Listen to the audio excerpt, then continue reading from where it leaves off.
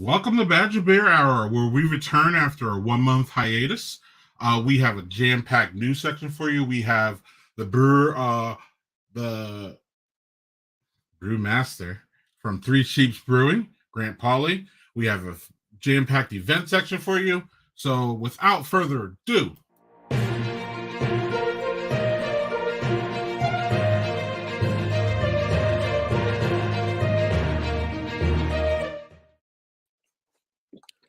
Well, hey, Chris, guys, good to see you all again.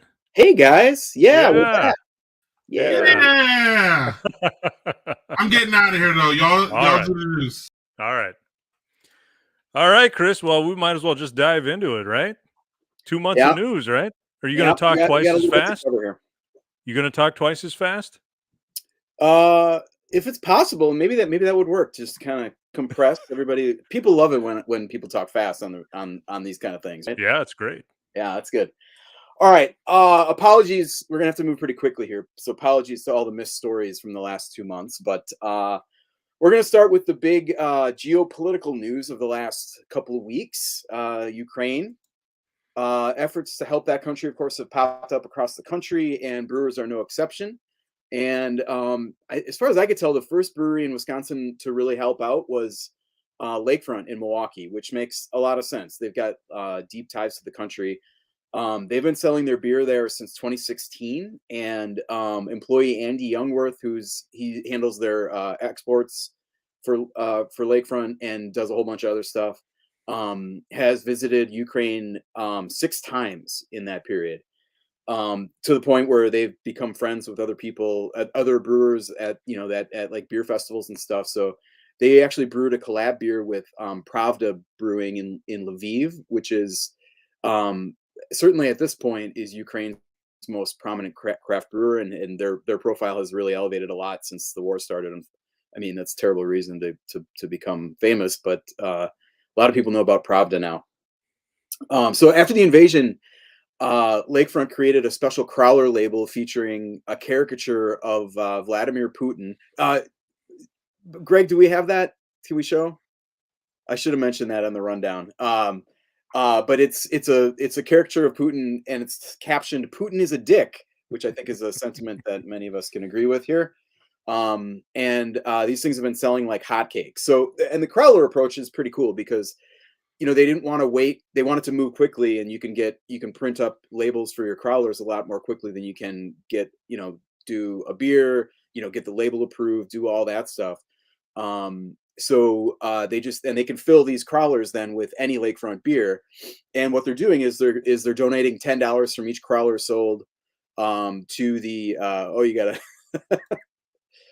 there you go. Oh, that's killing me using the Shepherd Express instead of Milmag. All right, that's fine.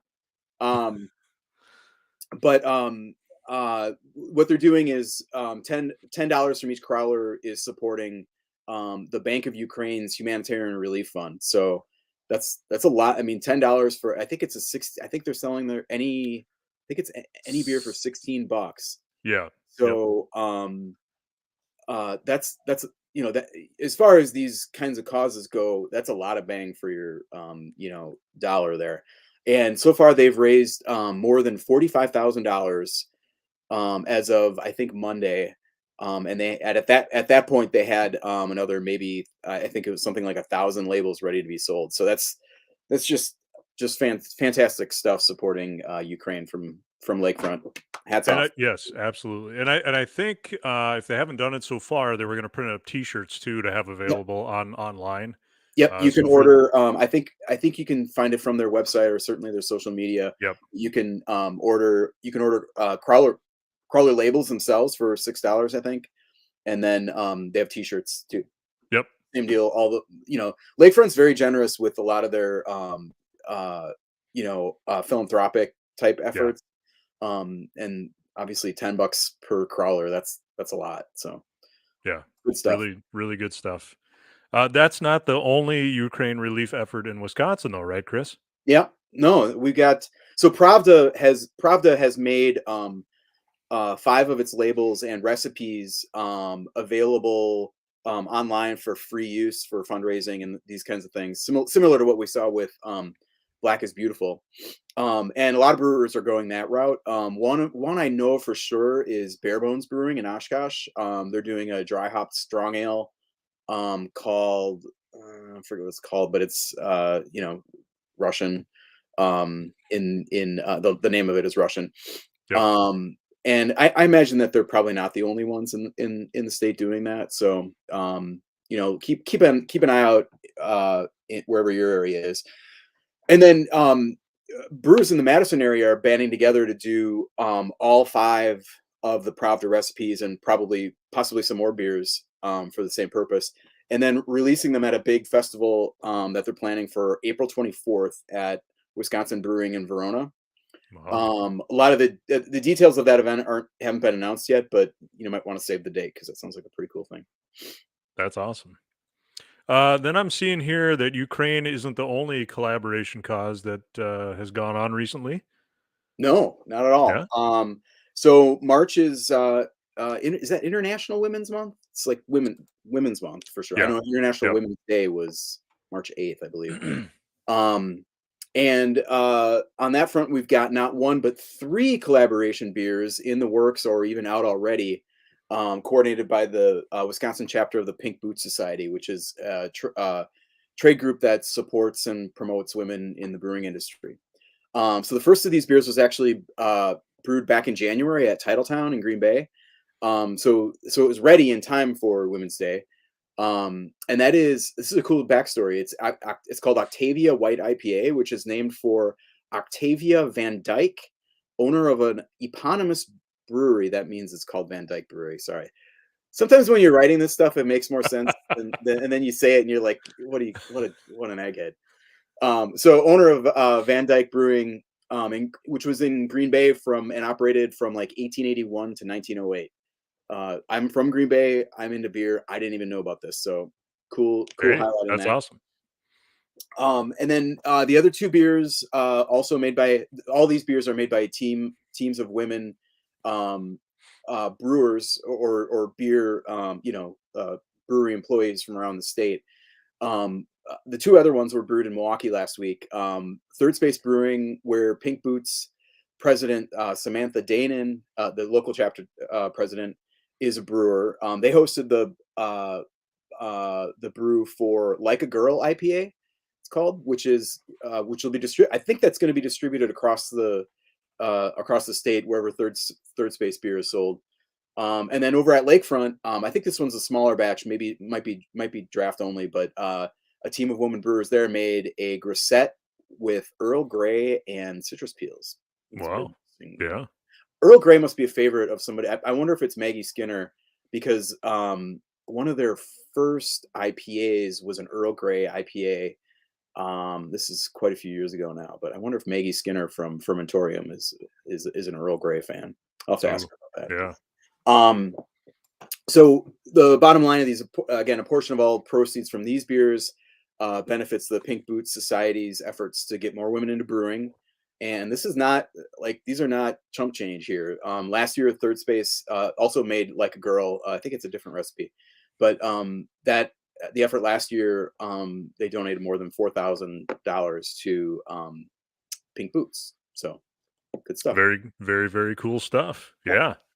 We are racing through this, Chris. What's next? How about some openings? We got openings to talk about. All right, so we'll start with a little bit of old news here, but it's new to Badger Beer Hour.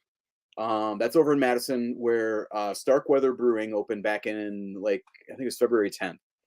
So we've told you about this place before. It's the new ownership and management of the Next Door Brewing brew pub on Madison's east side.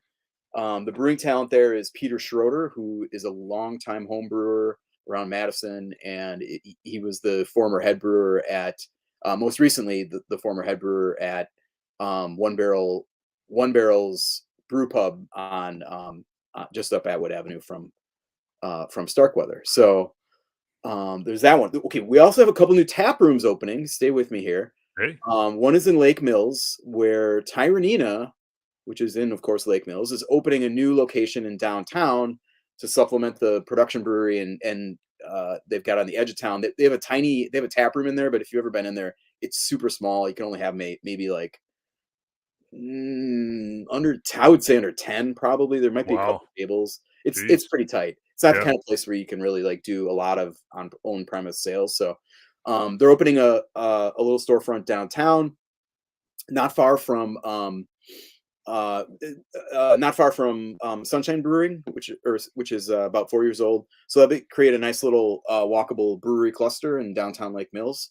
And Tyranina is expected to open this fall. And then in the Milwaukee area, Good City Brewing is opening another tap room.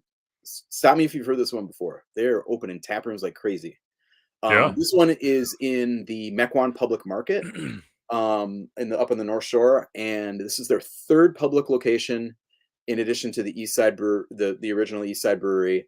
They've also got tap rooms in the Deer District next to Fiserv Forum downtown, and in Wauwatosa in the what's it called? Mayfair Collection. Wow. So that the new Mequon spot is expected to open pretty soon, like late spring. So should be good for them. Yeah. It's very cool stuff. Busy. Yeah. Do we have anything else before we cut you off and get to the interview? Yeah. Okay. How about a couple odds and ends to wrap up here? Sure. Here we've got two up with Walmart of all things. So check this out. The mega retailer is doing mega retailer is another one that I don't think I would ever say. I don't think if I were going back and rewriting this, I don't think I'd write that. But Walmart's doing a regional series of Black is Beautiful beers this year, and they tapped. So they started with the originator of Black is Beautiful, Weathered Souls in San Antonio, and then they hooked up 12 other breweries around the country to make the beer for sale in their stores, kind of in those areas. And there are two partners in Wisconsin. One is Hinterland in Green Bay, and the other is Mobcraft in Milwaukee. Which Mobcraft, of course, has been busy of their own, plans to open up tap rooms all over the place. Right. Colorado, Illinois, another one in Wisconsin. So they're busy beavers. And their version, so these versions of Black is Beautiful will be available at stores. I think it was something like 20 stores for Mobcraft, and I think probably a similar number for Hinterland. Those are coming out this spring. Unclear exactly when. So, and then a portion of those proceeds again will benefit social justice causes in the Black is Beautiful spirit. Interesting side note is Mobcraft's version was developed from the Weathered Souls recipe that Marcus Baskerville shared with everybody who wanted to take it. But they, most breweries did a little tweak to that recipe. And Mobcraft worked with a Milwaukee Black-owned brewery startup called CAC Brewing. So that was the first I'd heard of them. It sounds like it's a one-man show at this point, doing kind of little tastings and probably like homebrew type stuff. But I'll be making some calls on that, figure out what the deal is there. Yeah, definitely someone to keep an eye on. And finally, speaking of Hinterland, we've got some other news of note out of Green Bay. Hinterland's brewmaster Joe Carls has retired after more than 25 years with the brewery. Wow. He was the business's first hire back in 1996 and is now its first to retire. So congrats to Joe Carls on a illustrious career, including Luna Coffee Stout, one of my Wisconsin favorites. And speaking of retirements, up in your neck of the woods, Landon. Yeah. Friend of show and Jacob Leinenkugel Brewing Company president Dick Leinenkugel announced that he is retiring at the end of the year. Yeah. Yeah, he's going to be replaced by his nephew, Tony. I'm going to go with Buer. Bugher. Yep, not entirely sure on that one either. Bugger. Yeah, sure. Buger. But he's his nephew, and he is the Leinenkugel, so he will become the 6th generation to lead that family company, which is now, of course, a unit of Molson Coors. Which all of this makes me think that if I had just asked him what his future plans were back when he was on the show in December, because I mean, you remember how he was just slamming those Cellar Big Eddies, they were going out of style. he's retiring. Of course, he's going to be. He's in the world. Yeah. So maybe we could have broken that story live on Badger Beer Hour if I just been better at this job, I guess. Well, geez, maybe not. You failed as a journalist, Chris. Yeah, bad stuff. Well, anyway, that is the Badger Beer Hour news for March.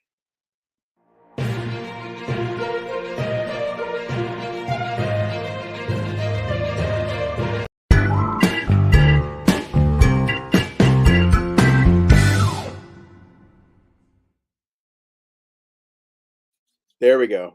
Interview. All right. I'm pleased to welcome to the show one of my very favorite people in Wisconsin beer, the always loquacious and always engaging Grant Pauly. He's the founder and brewmaster of Sheeps Brewing. There he is. I'm glad we coordinated our outfits today, Grant. That's great. No, we're doing well. I think plaid pretty much works for any coordination for anyone these days. It's nice, it's in, and it's half my wardrobe. Man. Nice. I have to tell you before we start, quite a few years ago, I came into a lovely. It was my favorite glass. It was a Three Sheeps. I'm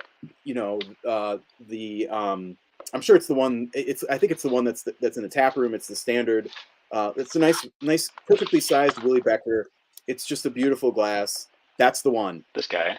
Yeah. I poured a beer for my father-in-law on his birthday on Sunday, and he was like, oh, this is nice. I'm like, this is a nice glass. He said, this is a nice glass, and I was like, okay, I'm gonna do it. And I said, it is my favorite glass. Isn't it great? Would you like it for because it's your birthday and everything. So I gave him. I rinsed it. I didn't even wash it, but I gave him the glass. So you gave me your glass. Good man. I did. Yeah. So now I'm drinking a Lager and Friends glass, which is good too. Oh, nice. Okay. Mm-hmm. Anyway, how are you? Thanks for coming on the show. Oh, you bet. No, thanks for having me. We've been talking about this for a while, so it's nice to finally get on here. Indeed. We're good. Indeed. Yeah, we're good. It's nice to. Warm weather today is always pleasant, and beautiful. People are out getting excited for St. Patty's Day. March Madness. Usually they say to start with some softball questions, but I'm gonna go right into the tough stuff. So, how's business? Are we still in recovery mode here in the industry, or what's going on? We're business is good. We've recovered nicely. It's different than it probably would have been at this point had COVID not happened. Definitely, it's different. But no, we're doing well, thankfully. People were awesomely great supporting us. We leaned into a lot of things, invested in, busted our butts to just do as much as we possibly can, and thankfully, it's been panning out for us. It's different. It's weird. I don't think people have figured out how they're drinking yet. They're still drinking at home. They've invested all the money in their back patios and their house drinking sets and everything else, but they still want to go out, and there's the trends just. They're still not making sense, and they still aren't following patterns. There's times where, on a Monday, I'll look over and our tap room will be full, and then on Thursday when we actually have bartenders there to work, we're empty. So we're doing well amongst all of it, but it's like every 2 weeks we still try to figure out what's the new normal, and it makes it fun. We enjoy it, and we're just thankful that people are still drinking and letting us keep making beer. Where are you guys at with kind of the mix of draft and package, from before times to now, and do you see that kind of getting back to that original levels, or? So we're fortunate. We were about 50-50 before COVID, draft to package, which is a really healthy break between the two, and kind of atypical. Usually most breweries, especially as they get older, always are a little more packaged than draft just because of the opportunities and the channels out there and grocery and chain and that sort of thing. But we right now I'd say we're closer to 60% package, 40% draft. So we've recovered really well from the draft point. Our sales team's out there, and again, everyone's really excited to be able to bring takes in as well from a bar and restaurant standpoint. So we have a lot of good friends and partners out there that are still pouring our beer, and leaning into it, and people are out drinking again. So I don't know that we'll ever get back to 50-50. It would surprise me if we did, just because I don't see the trends going back to what they were beforehand. But I think people are going to keep drinking one way or the other. So we will hopefully be able to keep growing as a result, and it just might be more cans. Yeah. One of the things you mentioned was investing in pandemic in some different things. I know one of the things that you did, and we had a little reveal on the show, was some contract work. I'm not sure. By the way you're looking at me, I'm not sure if you want to talk about this, but we the sneaky pills, Three Sheeps pills cans under the Door County Brewing, the Door County Brewing, yes, which was a great beer and we loved it, and that was a fun little surprise as I cut off the label to recycle that can. I'm like, oh, look at this, but that's funny. Something that's new for you guys, right? Yeah, I've been good friends with the Door County crew for forever. Back when Danny was brewmaster, I thought he was phenomenal. The beers they were making were great, and we started talking a few years ago, and they were kind of looking at some opportunities, and we were right at the beginning of COVID, and I didn't know what our world was going to be like. So we kind of started talking like, hey, why don't you guys brew with us? So so they started. We make with them. We make all of their beers, and it's been just a really nice relationship. They're good people making good beer, and it's just been another thing for us to kind of keep our equipment running and allow us to invest deeper in personnel in our quality laboratory and everything else we need as we kind of keep bigger. So yeah, I never intended to do contract work. We weren't doing it because we were shrinking, or it wasn't a desperation act. It was more of just as long as you guys promise to be nice and have fun with us, let's make some beer together. And they have been, and they've just been just great to work with. So yeah, we're still making beer with them, and we'll probably continue to do so for a while. Nice. Okay, I want to get to another hard question here. I mean, this is fun. This is more fun stuff. But let's talk about your latest beer. So, tell us about the arrival of 15-2 Stout, and this is a sore spot with me. The departure of Cashmere Hammer.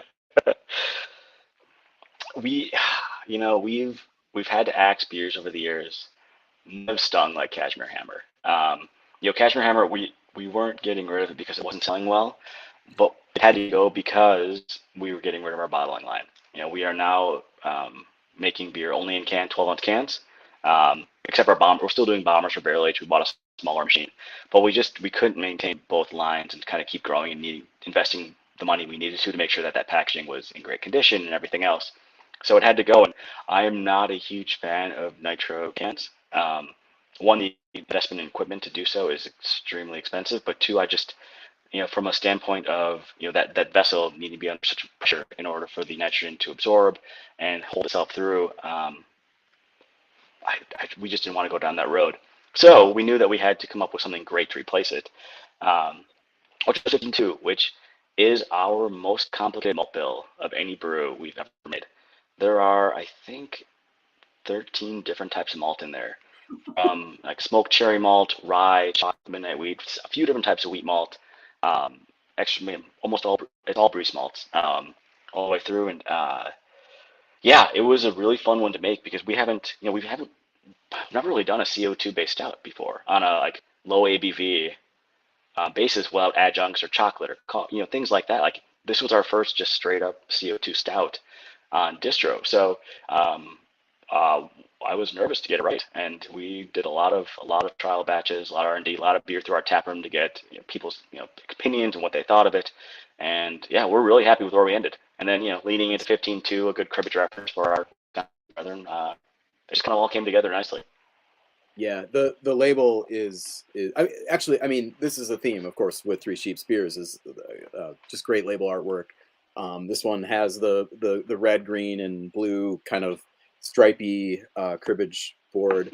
Greg, maybe we can grab an image of that if you can. I don't. Sorry, not our strong. What image? It's a 15-2 Stout. I think it's. If you check my Twitter feed, it's on there somewhere. What's it called? 15-2, 15-2. All right, which is, I'm sure, a common I'm sure the people say 15-2. What, like, wait, what? You know, in response to hearing that. So relatively often. Yeah, it takes a minute, but I appreciate it. I mean, and we're gonna have fun with it too, because 52, 15-4, 15-7. I mean, we can just go hog wild with this Oh, team. I see. I'll let you know. We already have some resting in barrels, and we're just gonna see what happens with it another year and what direction it might go for us. Excellent. I could see a whole cribbage series out of this. Excellent. All right. That is just to be clear, that is a year-round. That's a new year-round. It is. Right? It is. Yep. That just started hitting in package about 2 weeks ago, so it'll take a little time to get everywhere. But yeah, you should be able to find it in most corners of Wisconsin in the next month or so. Yeah, I tried to get it at Ray's this week, and they did not have it yet. There it is. That's the label. There you go. Kind of a tight zoom on it, but yeah, it's really cool. But I did on the bright side, I did get a nice closeout price on Cashmere Hammer, so loaded up on that for the. I'll be trying into those glasses for a few months. I'll trickle it out a little bit. Well, it has a good shelf life. I've had year-old Cashmere, and it still tastes great because of all the nitrogen in there. So I myself have a basement full just to make sure I can make it through the next few years. Excellent. Okay, and that was not your first new beer. This is I think in consecutive months you've got new rollouts here. So tell us, what about offshore? This is sure. I mean, it seems like when Wisconsin brewers are starting to do West Coast IPAs in their year-round lineups, that's officially a trend. So what did you see? What did you see in that style that made you kind of go in this direction? And to me, it was watching people on that pendulum kind of swinging back from that hazy, that really low bitterness thing. People really, I think the way we're processing hops and utilizing hops now, that will go away. I think that it's going to make our beers better. But besides just having beer or hops in the whirlpool and in the dry hop and just really these big juice bombs, we wanted to bring back some balance. Some bite to it, so you can have to without it just being overly cloying and too sweet, and just make for a better overall drinking experience. So yeah, we started playing around with West Coast IPAs last year, and we were all over the board. And we tried ones that are classic 100% old school hops. We went the other direction of just only new, and you name it, the new ones. How do those present well? And we realized that it's kind of a hybrid between the two that we thought worked best. Offshore, which is this guy, is our new West Coast IPA. Another lovely label. Thank you. We used Simcoe and Centennial for that old school, piney resin kind of classic West Coast experience. Then we added Cashmere hops, a newer American hop that has its tropical notes to it. And between those two, we just thought it was a really nice striking balance of how we added hops is kind of more in that new method of just a whole lot of hops in there for the whirlpool and the dry hop, while still bringing in a really nice bitterness charge, creating a salt profile or water profile that is more akin to a West Coast style beer. And we find, especially in brewery, like, this is what we're all drinking now, because it's just nice to have that great hop awesome experience, but have something to counter it. So it kind of washes away that, cleanses your palate, keeps it fresh and refreshing. So every set is just great again. When I saw that kind of that hybrid hop bill, I was a little like, Cashmere on the West Coast. I'm not sure how that's going to work out, but I think it turned out great, and it's a really good drinker. So yeah, it is still bitter. I mean, obviously, like, I don't think does it have the IBUs on the label like an old school? We didn't do that, but it calcs out to about 80 IBUs, so it is up there. I mean, it's no palate wrecker, but I think within thankfully times have changed, Grant. they have. But yeah, it's our highest IBU year-round beer that we have right now at Top Water Slides. Nice. All right, well, let's talk barrel aging a little bit. This is a part of your brew of and there are so many fabulous beers in this program. Veneration, Shouts, the things that's been really impressive to me watching, as you know, by the way, you got an anniversary coming up? We do. What year is Yes, that? May 14th. 10 year. This is the big 1-0. 10. Yeah. Wow. Yeah. That makes Who me would have feel thought, really huh? old, dude. Yeah. Same here. Yeah. Because I wrote now you're 10. Okay. So all right. But you know, watching this all kind of unpack over the last 10 years, you know, it's been impressive how you've been able to scale up of the business that is Central Waters or Lakefront, but I mean, do quite a lot of these beers. What's the kind of the approach to that, and how do these beers kind of fit into what Three Sheeps is doing overall? Sure. You know, for us, barrel aging, it's it's fun. I mean, we started putting beer in barrels, you know, I think on year 2, just to see what would happen. And we have some beer, I think that's over 5 years old right now in our brewery. We'll never sell those. We just want to kind of see like you know, what happens over time, what's the expression, how do things change, and what kind of flavors develop as you get your cycles of seasons through it. And you know, it's just a really fun exercise of not trying to brew a beer that's going to taste great as soon as it's out of the fermenter, but what do you need it to do so in a year from now it's going to taste great. And then with like what are we going to put into that beer in a year from now to make it then enhance those flavor aspects. And that's kind of how that's our approach. You know, at first we started, you know, making great beers and putting them in barrels, and we realized those don't really work out as well. You know, we need things that are, we need those like harsh, we need to be almost bigger than it would drink by itself. You know, like the Wolf, you know, probably our most known barrel beer. That thing straight out of the fermenter is, it's not great. We had to go intentionally rough and harsh because after a year in the barrel, it would mellow to a point where it was still, I would still call Wolf a good aggressive beer, but it's aggressive in the right ways and not the wrong ones. It hasn't become muted. So that's been a big thing for us, is just trying to make that base. Yeah. Yeah, I was just gonna say that. I mean, that beer in particular is for as big as it is dangerously smooth. You know, I mean, it's. I think of it as, I mean, don't take this the wrong way, but it's like this. It's almost like a session. It's almost sessionable in Well, its drinkability because of that balance. You know, I think. I mean, I'm not right. saying drink it, you know, at a barbecue for 4 hours in a row.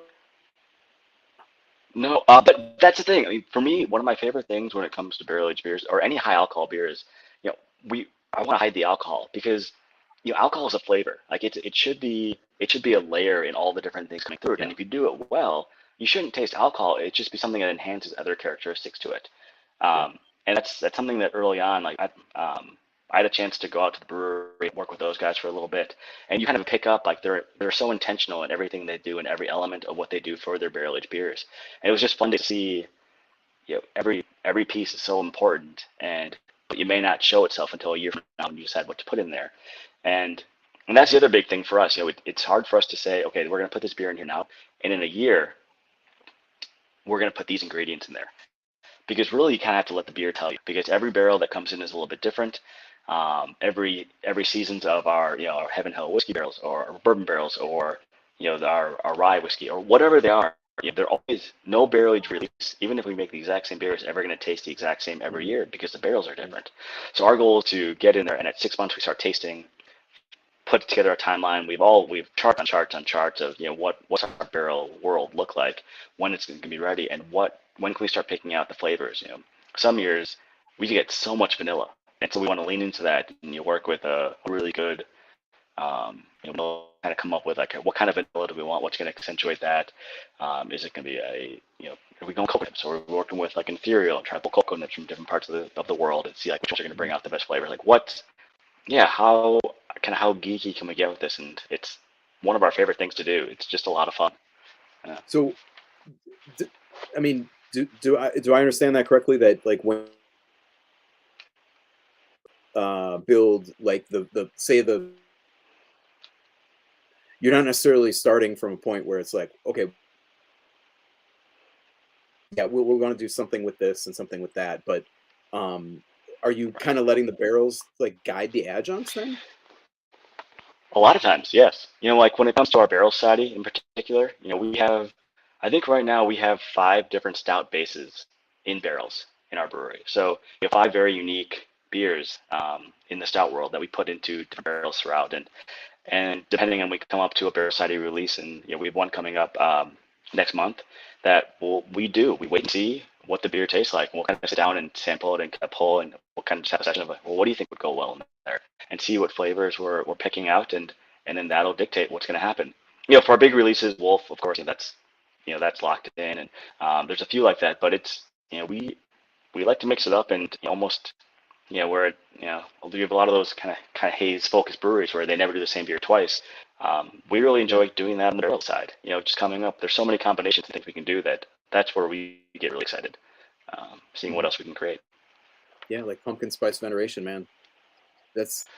Oh man, I want to take that beer so much. Yeah, it was one of those things. Once someone brought up, I'm like, man, but this is veneration. Like, this is my baby, a Belgian quad, like rye whiskey barrels, and we did it. And of course, like, it was just good. Like, it was just, I refused doing pumpkin beers because I didn't want it. It was so gimmicky. But here's us taking like what I consider like one of our pinnacle beers, and just it's still respectful to it, but you still bring in those flavors. I don't know. It was, yeah, that one. I can definitely say I recoiled at the idea, but I'm glad we I did. had a sip of it, and I kind of hate myself for it. But yeah, Begrudgingly, I know. I'm with something about a quad, like, and in the name too. It's like it's such a traditional, and of course the rye and the fig, right? Figs. Yep. In that one. Figs and molasses. Yeah. Exactly. Molasses. I mean, it's just such a thing. And I don't know, like I respect it so much, and then I'm like, pumpkin spice, what? I don't know. But Landon's the pumpkin spice defender here on the show. So, but okay, nice. One thing I wanted to kind of spin off of that you said, you mentioned the Barrel Society, and this kind of plugs into that, like, you got to brew for the barrel. You have events where and maybe this isn't a regular thing, this is pre-pandemic, but where you'd have events and people could come in and hang out in the barrel area and sample beers. And I think there was a wolf. Was it a wolf that was the raw wolf, and then like with different kind of weight points of aging, where in poured in little cups side by side, and that was just such a cool demonstration of why we do this, and how you mentioned, and of getting to change the beer up front to get the outcome that you wanted. So can you talk just a little bit about that and the barrels? Uh-oh, did we lose him?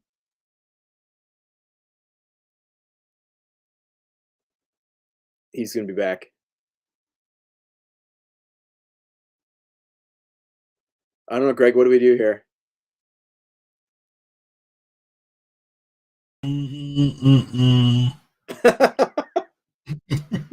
Okay. Should we say we have never had we've never lost a guest. It's true. A guest freeze, yeah. But y'all were kind of going in and out for a little bit. He was a little glitchy, but he always came back. Yeah. I don't know. Here, let's Landon. What's up, man? Did you have that pumpkin spice? I did. That, Chris? Yeah. Chris, what was that pumpkin spice? What was that again? Generation. Yeah. It was fantastic. Yeah. It's good. I mean, I don't know why there's such hate for pumpkin all the time. Yeah, I'm not sure either. I don't know, Chris. He seems to be frozen, and so it looks like he's back now. Bye, Landon. Chris, yeah, Grant's, yeah, he's getting set up here, and It looks like he's back. So when he settles here, can you hear Grant? Are you good? Here we go. How you doing, Grant? There he is. Sorry about that. Not sure what happened there.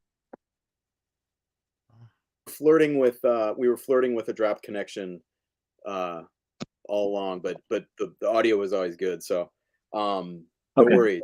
We're back. The question was, in a very rambling way, about the Barrel.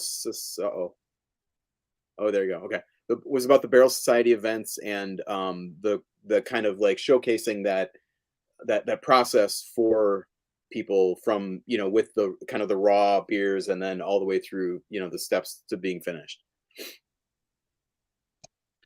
Right. Yeah. Sorry. Yes. So for the Barrel Society, the thing I love about our Barrel Society is we really are able to, because we have people that trust us ahead of time.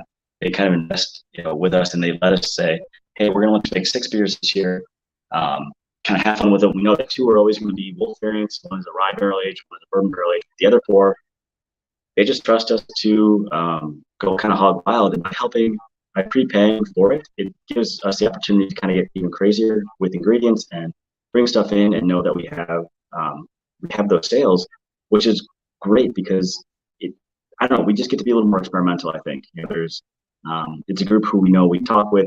It's a smaller community that we have a great Facebook group that we all everyone posts their thoughts on things, good or bad. We love the opinions both ways because it just helps us get better. And yeah, it's really enjoyable. So we always try to do kind of a couple classic ones, and then one a year. I kind of let everyone know, like, we're gonna have fun, and it's gonna get a little, it's gonna be a little weird. It might be more of a blonde ale in a barrel, or it could be kind of some weird funky adjuncts, or I'm a big fan of peppers. There might be some good pepper beers going on, and they're always. I think most people appreciate them. It may not be your cup of tea, but I think overall people really do enjoy that part of it because it's again, we get to talk to them, explain why we did it, how we were kind of working through. We put together a video ahead of time, and I'll sit down and kind of talk about the ingredients, what our thoughts were, how this one was created, and it's become a really fun, like, small knit community that we get to share something different with. That's not, yeah. So I enjoyed it. We've had people who've been members now for going on 4 years, kind of trusting us with 6 barrel age releases a year ahead of time. I think that's about it that I had. Anything that you want to talk about with Three Sheeps? I do want to, before you go, I do want you to plug the anniversary party and what's happening there and stuff. I know we kind of mentioned it earlier, but anything else that you want to mention before we sign off? Yeah, I guess the one, this month you had mentioned Women's History Month, and we are doing a bunch of events with a few other breweries where there are so many female reps in the state now that they all banded together. Juliana from Three Sheeps, along with several others, yes. And they are. Yeah. What's that? I said, oh, of course, I can't believe I didn't mention this in news, actually. Oh, no worries. But yeah, so throughout Milwaukee, they're doing events at places like Purchase, Sugar Maple, Brass Tap, Von Trier, Station Number 6, Blue Moon Saloon, and all the money raised, the bars and restaurants are putting in a bunch of cash. Everyone's matching, and it's just going to the Sojourner House, which is for domestic violence prevention and intervention services. So really great cause. They've done an awesome job coordinating this thing and putting together a really cool month, and it's been a success so far that we want to keep growing it, and we'll be back every year doing it with these breweries and seeing what can come of it. So that's been quite enjoyable. And then, yes, like I said, anniversary party, May 14th. We are finally getting back together. It'll be a lot of fun. We'll have bands throughout the day. We'll have, like I said, we're going to have our big anniversary release and 3 other ones because it is our 10-year anniversary. So we'll have 2 barrel-aged beers. One is a double barrel, and then a couple of fun different things. And we are finally, after probably 9 years of people requesting it, doing a To the Wind, just to get that out of the way, because that is from the Three Sheeps to the Wind expression. So yeah, it'll be our Grand Cru-esque brew that will finally pop out. Okay. Excellent. Yeah, and that's about it. Oh, and then actually this month, March 25th, we have another Wolf release. It's a Wolf with coffee, maple syrup, vanilla, and coconut. So it's a small one that we just kind of thought, let's get through the end of winter, do something fun. So a week from Saturday at the tap room at 11 o'clock, it'll be available for sale. And always around anniversary time, right? Is that So usually our main wolf release is in June, but we've started to kind of do little pockets every once in a while. Hey, we have an idea for a wolf. What if we throw 6 barrels together and let's try this? And that's what one of these is. We threw together some barrels with some good coffee, maple syrup, vanilla, coconut. Like, all right, let's do it. Let's get it out there and let people try it as well. So, like I said, pretty limited on that day, and should be a fun end of March activity. Is that in June now? What's that? Regular wolf release is June. Yeah, that'll be mid-June. Okay. Yeah, we like to do the middle of summer. Love the summer because like everybody, like, we have air conditioning. We drink all year round. What? Okay. That's why we like it. We put Wolf in a 12-ounce can because a barrel-aged beer didn't have to be a special occasion thing. You shouldn't feel guilty cracking a beer.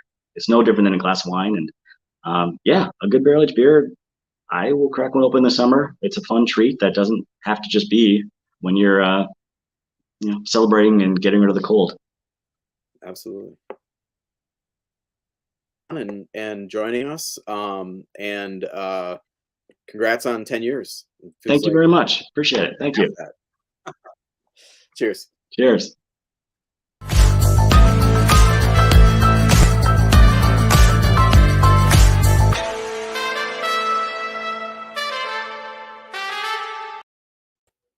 Love it. Yeah. So you'll notice Andy's not with us this month, but we're filling in for Andy for events this month. And there's a lot of them. Yes, it is good to see. Yeah. Absolutely. Where do we start? So we'll start at Hubbleton Brewing. They're having a comedy show. They're in Waterloo, Wisconsin. And it's Saturday, April the 2nd. The taproom opens at 1, live music from 2 to 5. And then the comedy show starts at 7. So tickets are limited to 70 people per show, $15 in advance, sorry, 20 at the door if they have any room left. So get those advance tickets. And then if they sell out their first outing, they'll kick open another one the following weekend, April 9th. And that one will start at 7 o'clock. I suspect you've never been there. I have not been there, no. Man, what an out in the middle of nowhere place. Yeah. And I was there I was there 3 years ago. Yeah. I'm really itching to go back. I don't know if I'll get out for that, but I'm really itching to go back because it was so small then that I don't see they had to expand to figure out where they're having bands and concerts. So good on them. And that sounds like a fun event. Yeah, that sounds great. Comedy shows, you don't see many of those. Or at least in these parts, you don't see many of them, but that's good. This is true. Yeah. True. Next up, Mobcraft Sour Fest. It's Saturday, March the 26th. And they got wild and sour tap takeover, plus breweries from across Wisconsin pouring wild and sour beers in the brewery. And that's downtown-ish Milwaukee. Yeah. Yep. All right. That's always that one's been going for a while, man. I don't know how many years, but that one's been going for a while. And they do some crazy stuff. So if you like sours, that's the place to be. Absolutely. Yeah. So then we've got Roar Off the Shore Brew Fest. That's Saturday, March 26th at the Kewaunee County Fairgrounds. It's from 2 to 6. Beer, wine, and food tasting at the Kewaunee County Fairgrounds with around 200 microbrews. 200. Jeez. Wow. 100 wines and 8 to 10 food vendors. Man, that is quite the day. Cost of the tastings is included in the price of the admission ticket. I don't have the price of that here, but tickets can be purchased online or in person at select businesses. So if that's your thing, yeah. Yeah, and that's the biggest beer fest I've heard going since the pandemic. That's pretty huge. That's big. All right. Well, y'all go. Cool. My dogs are excited about it, man. That's a big deal. Yeah, they are. You love the timing on those dogs, don't you? I mean, always. It's impeccable. Yeah, they're fantastic about it. Okay. My neck of the woods, Coffee Grounds Bachfest. So this is happening at your favorite Eau Claire brewery, Greg, the K Point. Yes. Yeah. Yes. So Love coming them. up on Saturday, March 26th, it may not be the same as it has in the past. Usually there's snow on the ground. If we keep up with these temperatures, there won't be snow on the ground, but that'll still be nice. So they do this in homage to the Great Bachfest that was held by Shell's Brewery last weekend. They bring their own version of Eau Claire, so they use the hot pokers, and they'll hot poke your Doppelbock, and then they also do smoked turkey legs and brats. So And coffee. And coffee, and if you're a cigar connoisseur, which I occasionally imbibe in a cigar, they have a fantastic humidor there too. So Excellent. yeah. Excellent. I love that place. It really is a great place. Then we've got 9th annual Bikes and Brews. This is Saturday, April 2nd, 5 to 9 at Wisconsin Harley Davidson. So that's in Oconomowoc. You can get tickets at Eventbrite. They range from $10 to $50, so it's quite the range. Bikes and Brews is one of the coolest beer tasting events in Oconomowoc. You'll find yourself surrounded by Harley Davidson motorcycles if you're a Harley Davidson person, and then you can drink unlimited samples of local beer, seltzers, and ciders. Yeah, this is a. I mean, it said 9th annual, but this is an old school one, and I suspect. Again, this is a reboot after the pandemic. I bet you they took 2 years off. Yeah. So good to see that back again. Yeah, absolutely. Then another one just happens to be in Eau Claire again. So Craft Beer Experiences Beer 101.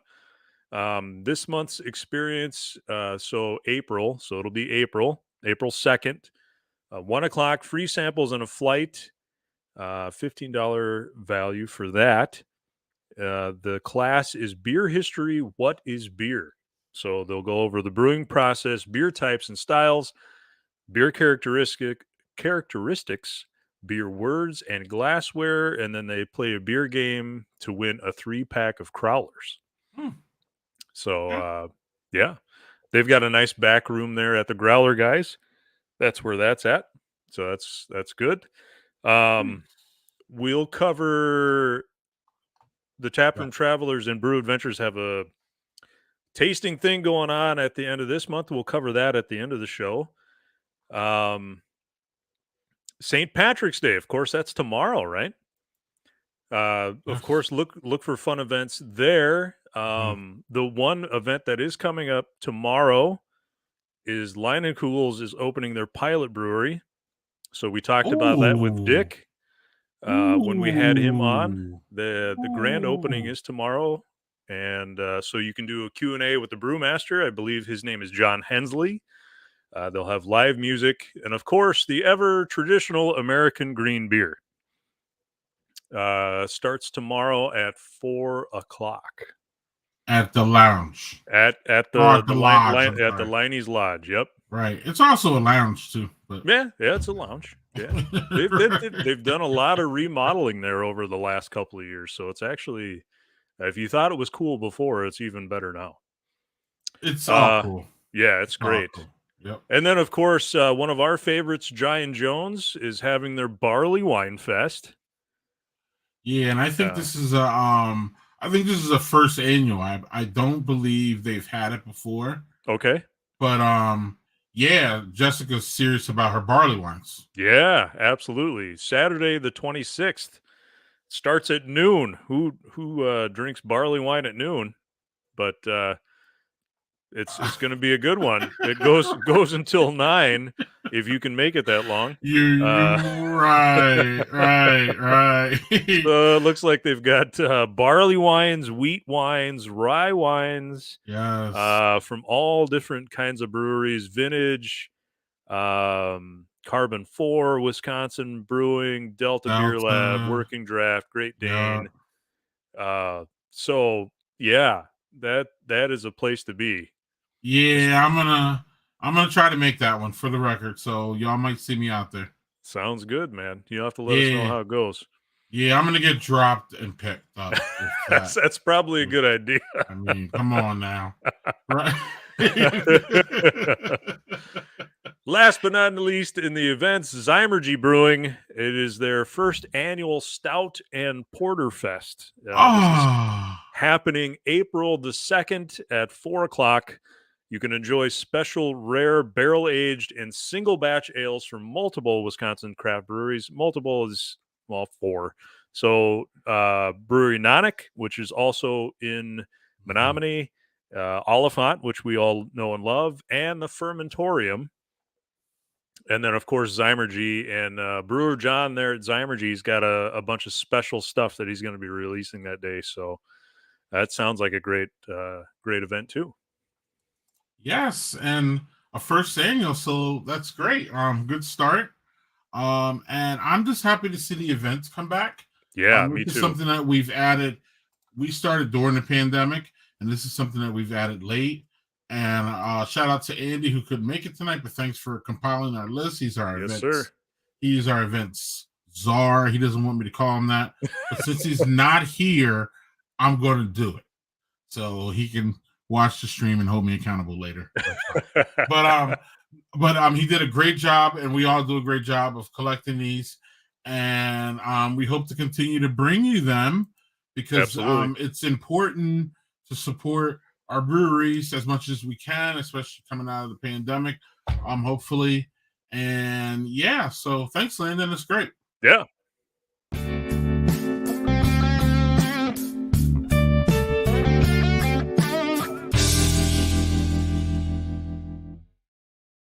It's last call where we sum up the good old stream that we did today, and we have some last comments.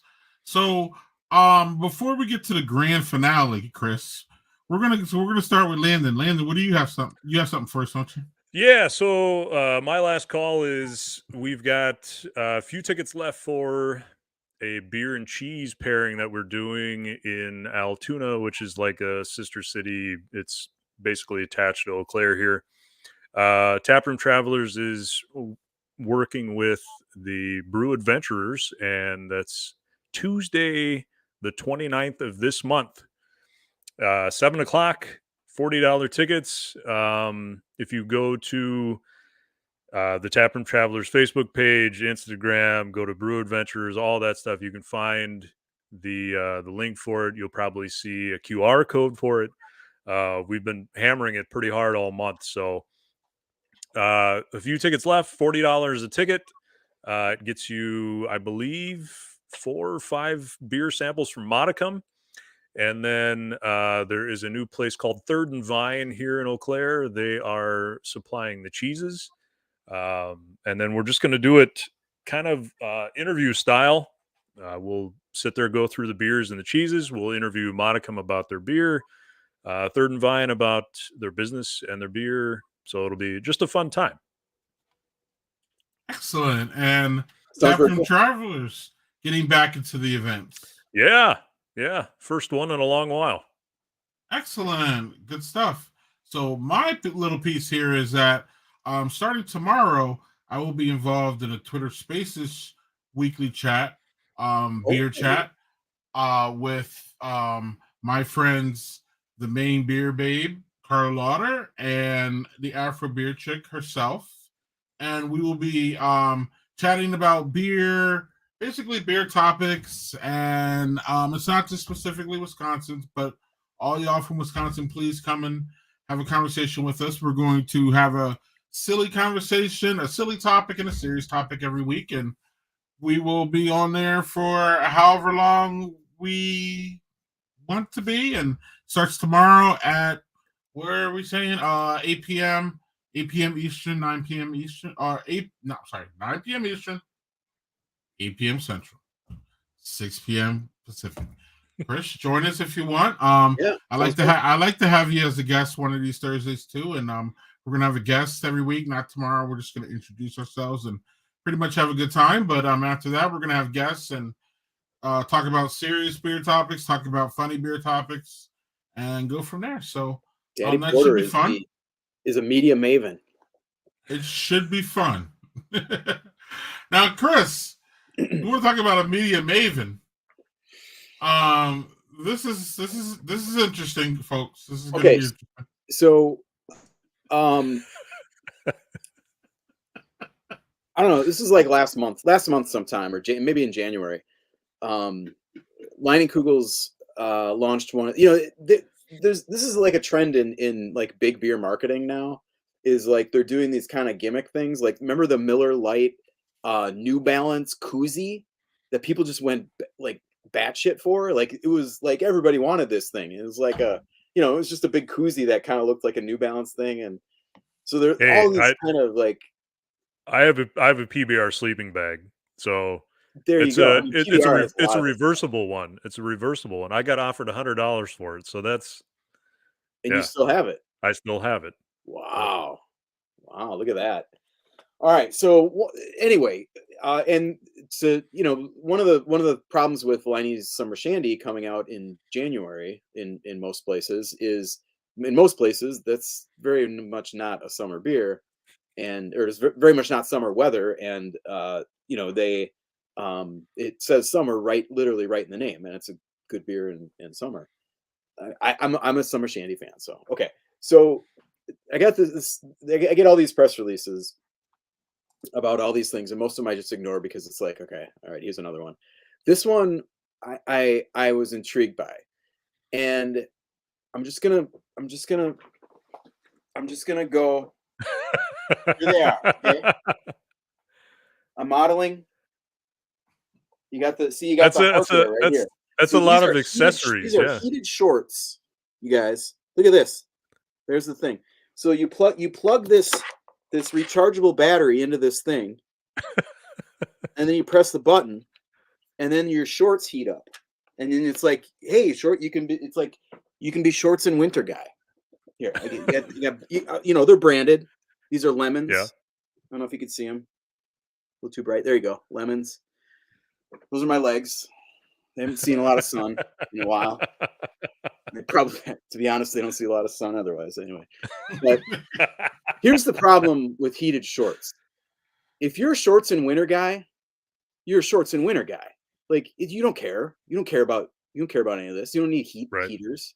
Right. If you're not a shorts and winter guy and you are wearing shorts in winter and they're heated, here's the problem with this. See, this is the area that's covered. So this is like wearing pants. This is the area that's not covered. That's not like wearing pants in winter. Guess where the heaters are? They're right here. These are the heaters. That's not the part that needs to be heated. That's the part that's already overheated usually, right? Okay. So you end up with hot thighs and cold legs. Yes, I've got wool socks on. And I tested these to be yeah, Simon. Thanks, dude. And to be, you do have to realize that like I tested these in winter. Today was like, you could wear normal shorts outside. And Yeah. I tested these in like an actual winter day, and it was and I don't understand. I mean, I don't understand most of these things, but I particularly don't understand these. You don't need that's not where you need the heaters. And you probably, if you're doing this, you probably don't want the heater. You don't want heaters, you just want to. So I don't know. Good marketing. Wow. But I mean, it just I don't know.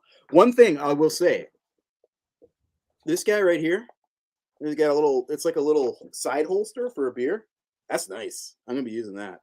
There you go. These guys, I'm not so sure. I mean, they're fine. The other thing is like there's a lot of stuff with this. And then you got to carry this around in these shorts, and they're kind of sweatpantsy, and they really pull down. They really pull down the whole ensemble. If you got this guy in your pocket and a wallet, and then you got your beer hanging on your side, you're gonna be low riding. So does it at least have drawstrings?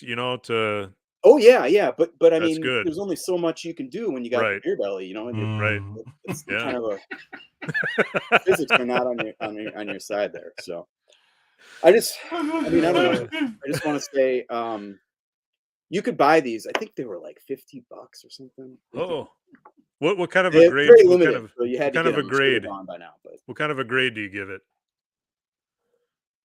I mean, like a D, I guess. Yeah. I don't know, Okay. because it doesn't do what it's seeking to do, and nobody really wants it to do that thing anyway. So just make this. Just do the shorts in summer. They should just lean into that. Shorts in winter. They could And also on release, that note, they could also release summer shandy in like March when it's nice out. So That's true. gotta do what you gotta do. That's my. I don't even know how to. You guys want to see my legs again? No. It's great. We don't have to follow that up, right, Lynn? I mean, we can just get out of here. I mean, if you want something to go with Chris's legs, I'd say more like pale ale, not maybe a little less summer shandy. Very pale, very pale. Helles means light in German. So yes. Yeah. Well, I am a dad, so that's a good dad joke.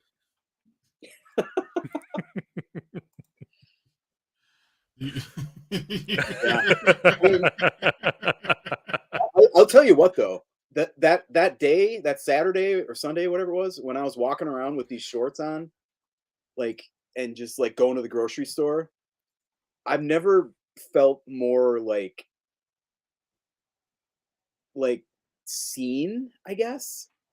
Like people were either like looking at you and being like and being like what's up, or they were like really intentionally not looking at you. Like you just got to lean into it, man. There's a guy with shorts on. It's lean 20 into degrees. Look away. Yeah. You know. So that was kind of new to me. I might become a shorts and winter guy. There you go. Because it wasn't that. I mean, it's fine. You just go in and out. You know. I did a little like ice chipping and stuff. It's good. Send your beer shorts to us, and we'll have Chris model them every month. Yeah. Yeah. And on that note, the next batch of beer hour is April 20th, at 8 p.m. Central. Hey guys, is there any significance to the date April 20th? No idea. Not to us. See y'all. That's it.